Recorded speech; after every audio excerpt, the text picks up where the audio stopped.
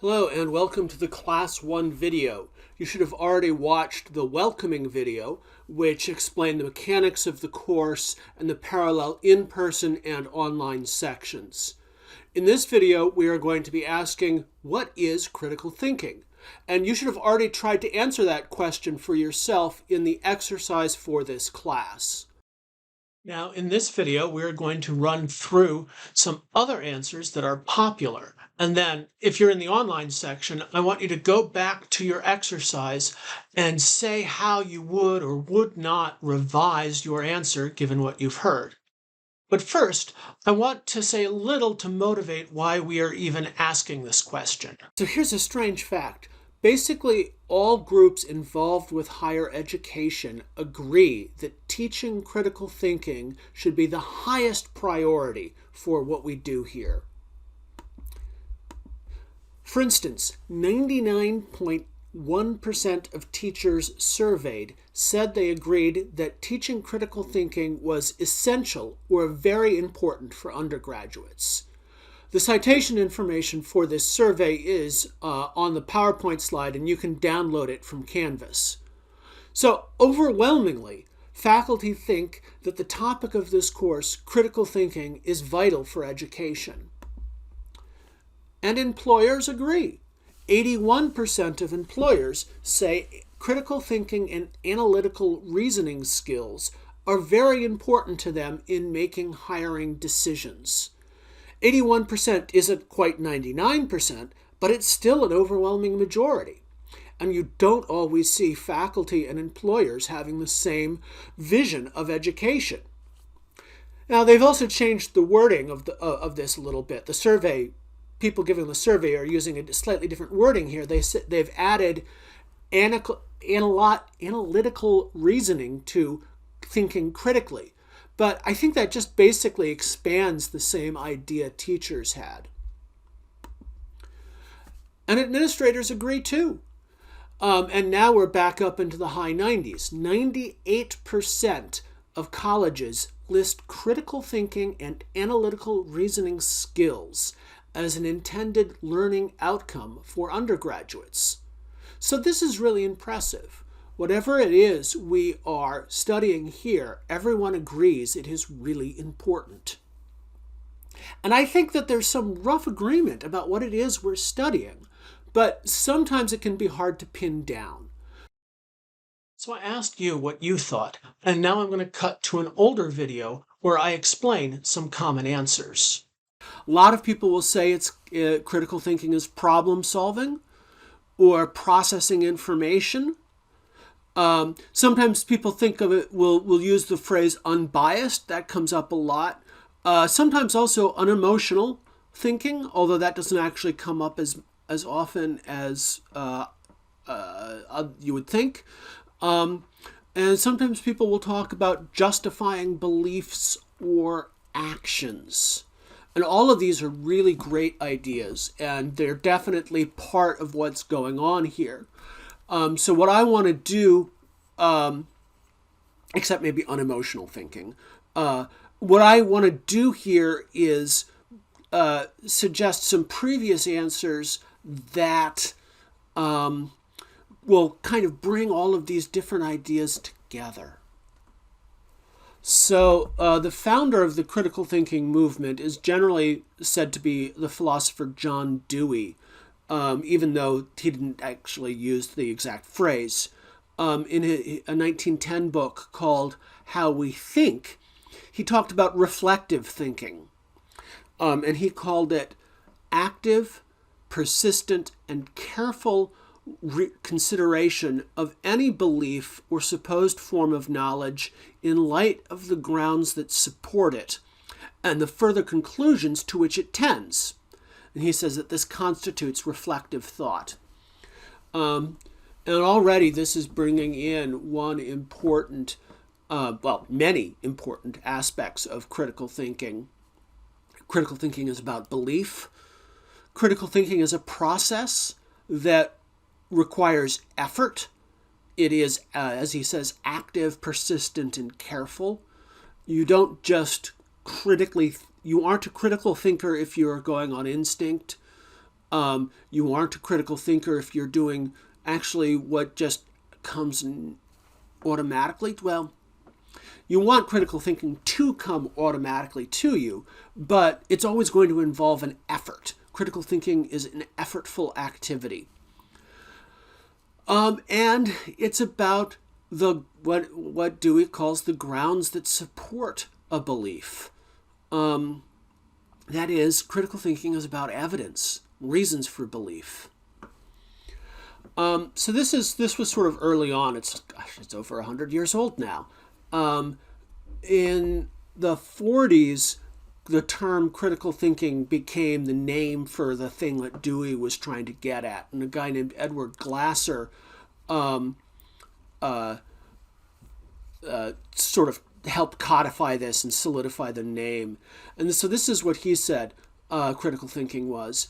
It is an attitude of being disposed to consider in a thoughtful way the problems and subjects that come within one's range of experience. So it's an attitude, it's a tendency, but and like Dewey was saying, it's a tendency to be thoughtful. So you have to put an effort into something. It is knowledge of methods of logical inquiry and reasoning. That is, so in order to be a critical thinker, you have to understand something about reasoning and logic. You need to know what you're doing when you're thinking, considering evidence in a thoughtful way. And you have to have some skill in applying those methods. That's number 3. So critical thinking calls for a persistent effort to examine any belief or supposed form of knowledge in light of the evidence that supports it and the conclusions to which it tends. And that last part is a direct quote from John Dewey. Okay. More recently, critical thinking. Bob Ennis is a philosopher who has developed a lot of good ideas about critical thinking that I rely on a lot. He has a fairly general definition. He says it is reasonable, reflective thinking that is focused on deciding what to believe or what to do. So it's reflective, it's reasonable, and it's ultimately about belief and action. You are trying to justify these things. Kevin Posson has a good one. Critical thinking is the practice of requiring, assessing, and giving cogent reasons for one's beliefs, values, and actions. So this is interesting because Posson isn't so much thinking about dispositions or tendencies. He's more focused on the social aspect, but he's still emphasizing this business of giving reasons for your beliefs, assessing reasons for beliefs, assessing reasons for actions as well, right? And you also require them. So it's got that social aspect. If other people assert something or say they want to do something, you ask them what is their justification. And you're willing to give justifications when called on to do so yourself, right? This emphasizes the social aspect of it, is giving and asking for justifications for your beliefs, values, and actions. Richard Paul and Linda Elder have a little consulting business that is popular in educational circles and very successful about critical thinking. And they define it this way. Critical thinking is that mode of thinking about any subject, content, or problem in which the thinker improves the quality of his or her thinking by skillfully taking charge of the structures inherent in thinking and imposing intellectual standards on them. So this one's unique and cool because it emphasizes the idea that you are of self-improvement, right? Critical thinking is in some ways a practice of self-improvement.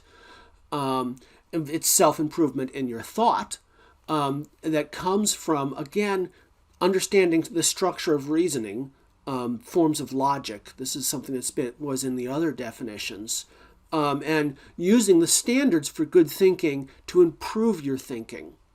The nice thing about this is that this emphasizes pretty specifically what we're going to talk about in a second, what we're calling metacognition, thinking about thinking. So we don't need to decide on a particular definition of critical thinking. All of these are good, and the ones that you suggested are good as well. I do want to sort of point us to a general family of answers. So this is from Robert Ennis again. He suggests that something called the epistemic views. He categorizes a bunch of views of critical thinking as epistemic. And these, the epistemic views of critical thinking are the ones that focus on forming true beliefs. So a good thing to note here is this funny first word, epistemic. This is a word that I like to emphasize in a lot of my courses. It's a bit of vocab that you should build and have in your internal dictionary. Epistemology. Epistemology is the study of knowledge, what it is, and how to get it. And so what we're doing when we're doing critical thinking is a part of epistemology, right? So the epistemic view of critical thinking is all the definitions of critical thinking that emphasize the idea of justifying belief. So here is the way Ennis characterizes the epistemic views of critical thinking. According to the epistemic approach, which I believe best fits the everyday usage of the term critical thinking, the purpose of thinking critically is to find the truth, or to get a reasonable approximation thereof, to get it right, so to speak. So the idea here is that the epistemic approach boils down to being able to form true beliefs about whatever it is you're doing. All right, so a couple other bits of terminology surrounding critical thinking. I already mentioned metacognition. Actually, let's start with the term meta-reasoning.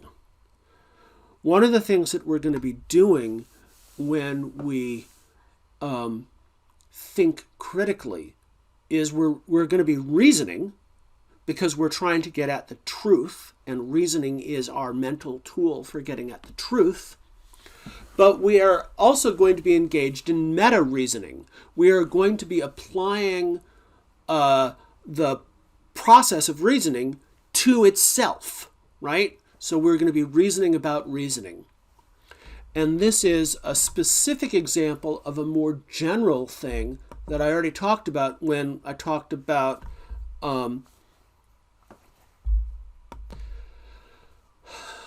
the definition of critical thinking from Richard Paul and Linda Elder. So this general phrase is metacognition, right? And so this is anytime you apply thought processes to thought processes, anytime you're thinking about thinking, you're engaged in metacognition. And one of the nifty things about the human brain is that it's actually constantly reflecting on itself. Metacognition is a natural background activity of your brain. Critical thinking is a natural activity of your brain. And we're just trying to get you to work that muscle more, to emphasize it more, to do it more and do it better. So metacognition is thinking about thinking, any kind of thinking. And then if you're specifically using reasoning and applying reasoning to reasoning, we call it meta-reasoning. And we don't need to get into any finer level of detail than that about these ideas. That just points us into the general direction of self-awareness and reasoning that's going to be important for what we're doing. All right. So when I teach critical thinking, I use a definition just to explain what the difference is between, for instance, this class and another class I teach called logic, which is related. So the way I define critical thinking, it's one of the epistemic views. It's the use of meta-reasoning to improve our reasoning in practical situations. And then sometimes this can also refer to both the process of improving our reasoning and the product of that self-improvement, that is, the ability to reason well. So the thing that I emphasize in this definition is that it's about practical situations, and that distinguishes it from what I cover in my logic class, which is theoretically oriented rather than practically oriented. Another important aspect of critical thinking is what we will call content neutrality. Content neutrality is something that applies both to critical thinking and to logic and to all the other studies that are related to these fields. They're all content neutral. And what that means is that we set aside the content of what people are reasoning about and focus instead on the ways that people reason. So when we do critical thinking, we can be talking about anything, because if you're able to think about it, you're able to think critically about it. A few kinds of things tend to come up a lot because they are natural areas for us to use our critical thinking in. For instance, we are primed to be critical thinkers when we think about courtrooms and juries, because we want juries and judges to be critical thinkers. We will also use examples from politics, because it's important to think critically when you're thinking about how society is run. I also like to use examples from science, because science is a great example of the wonderful things people can do when they reason together. Plus, it's just cool. You can come up with critical thinking examples about sports if that's what you're into. The thinking techniques we will be looking at are neutral with regard to topic. So that gives us a sense of what critical thinking is. Now I want to talk a little bit about how we study critical thinking, which in turn is part of how we improve our own critical thinking. Traditionally, critical thinking has been studied in philosophy. I already mentioned that the founder of the critical thinking movement was the philosopher John Dewey. In traditional philosophy, the focus for studying critical thinking is on arguments. We'll be talking more about argument in the next class, but it's just basically the practice of giving reasons or justifications for your belief. An important feature of this approach is that everything is framed as something that happens in language. So your belief can be stated in words, and your justification for it, your premises, are also going to be stated in words. A big part of the study of critical thinking on this approach has been avoiding something called a fallacy, which is a common mistake in argument, where you have premises that don't provide adequate support for your conclusion. So that's the approach that has dominated the discussion of critical thinking since John Dewey's time, since 1910.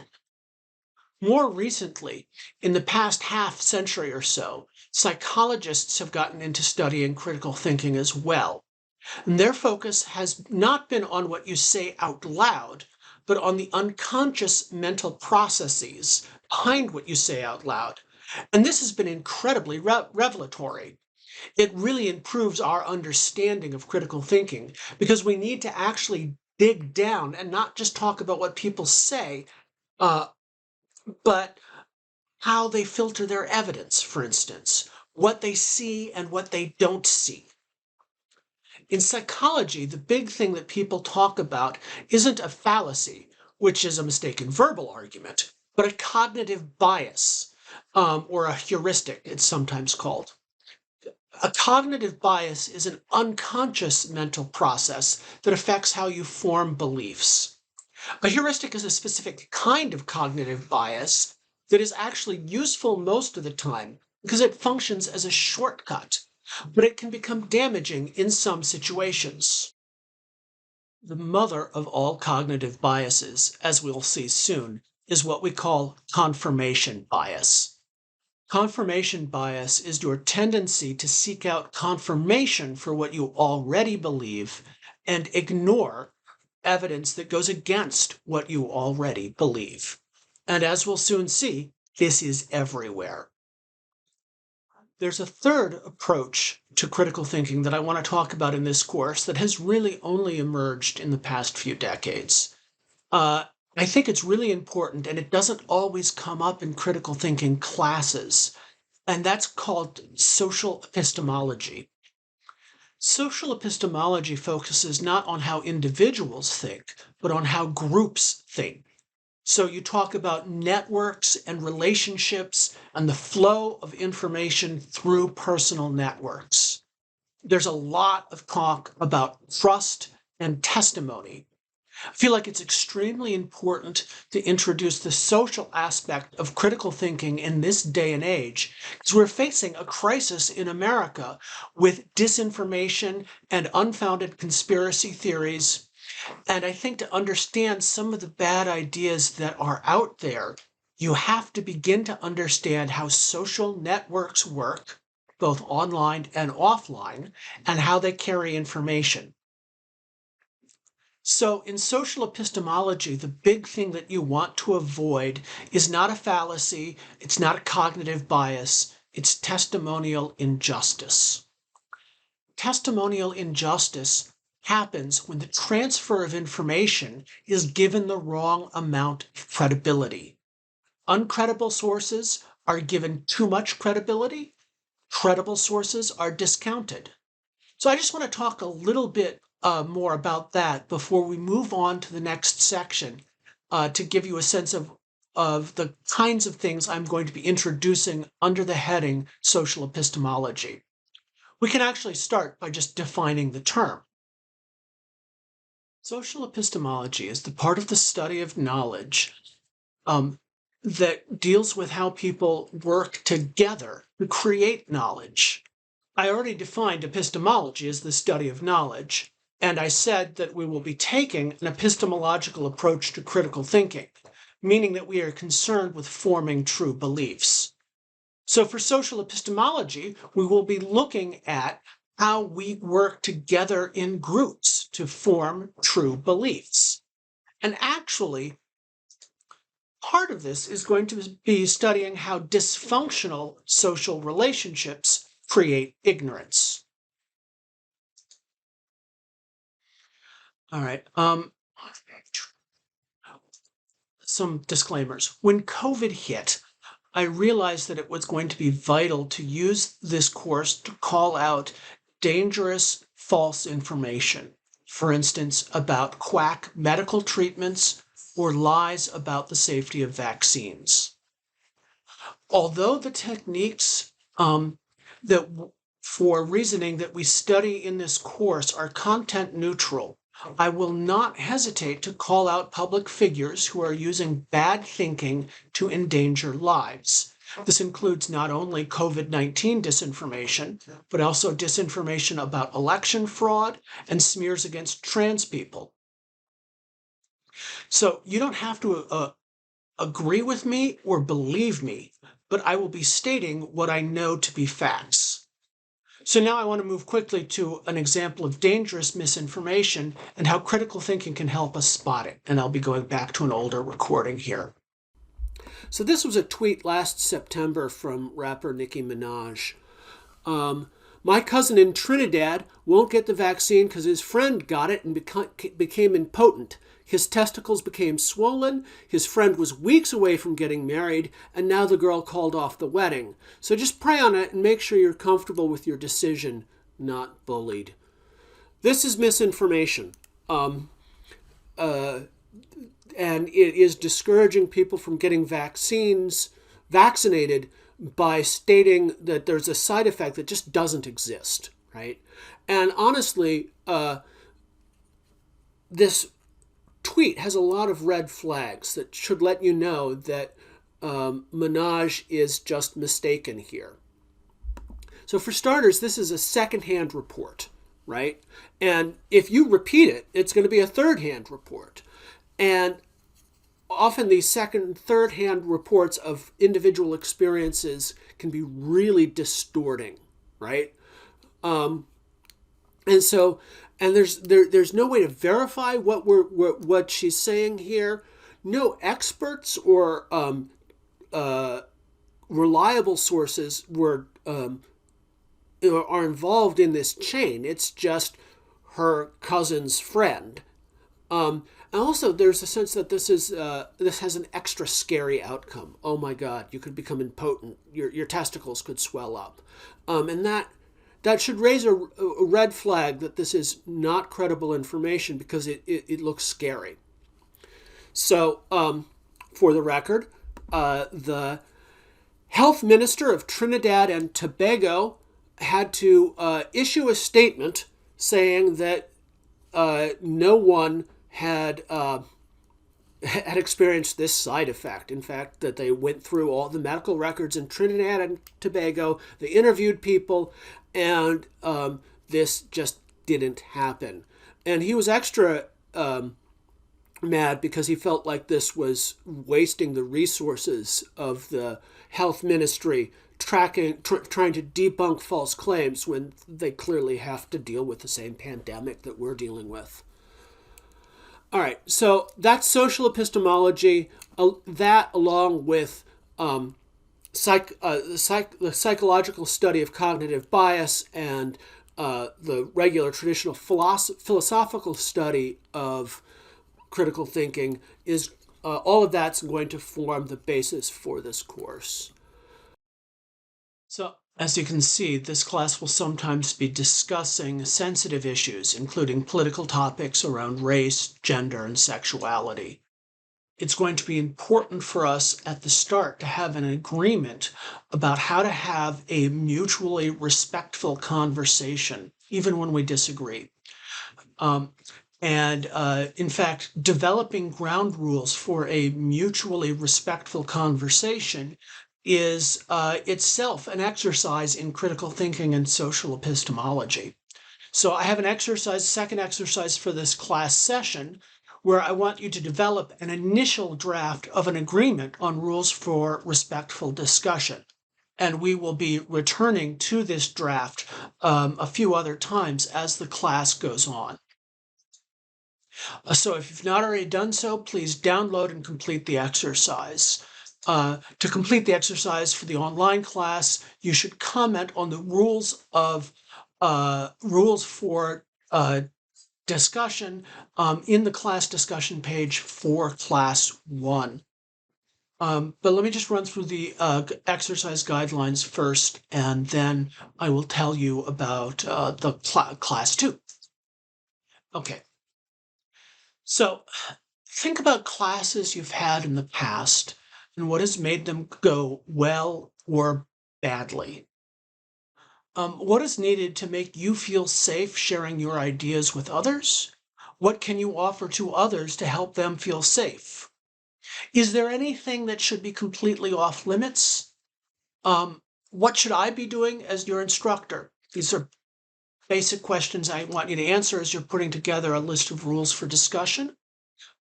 Feel free to draw on other conversational agreements or sets of ground rules that you've seen in other classes or other contexts, and you think they've worked well.